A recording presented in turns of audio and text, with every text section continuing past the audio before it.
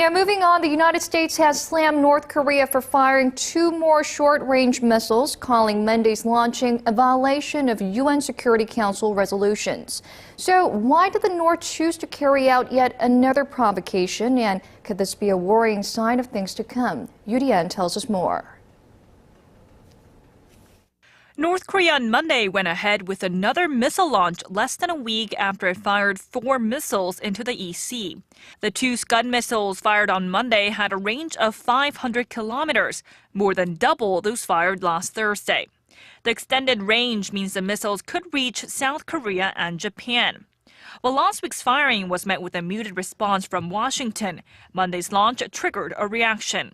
Speaking to reporters in Washington Monday, U.S. State Department Spokesperson Jen Psaki said the U.S. wants Pyongyang to refrain from provocative actions and focus on fulfilling its international obligations. She also called the launches a violation of UN Security Council resolutions.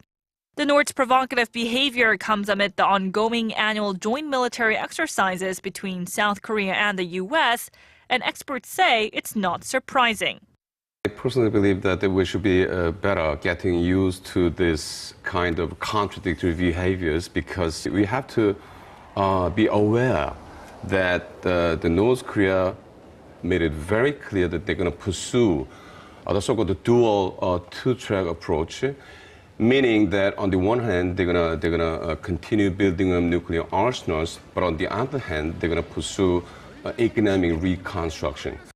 So while North Korea is taking provocative actions in protest against the South Korea-U.S. drills, pundits feel Pyongyang will soon start making conciliatory gestures given its goal to reconstruct its economy. To achieve that, Pyongyang needs to extract the maximum amount of aid and hard currency it can get from the South. Now, experts say they don't believe the U.S. will refer North Korea to the UN Security Council for this latest provocation. Diplomatic sources in South Korea say that since Washington has a lot on its plate in Ukraine and Syria, they expect the U.S. to limit its reaction to a verbal ticking off. Yoo Li-an, Arirang News.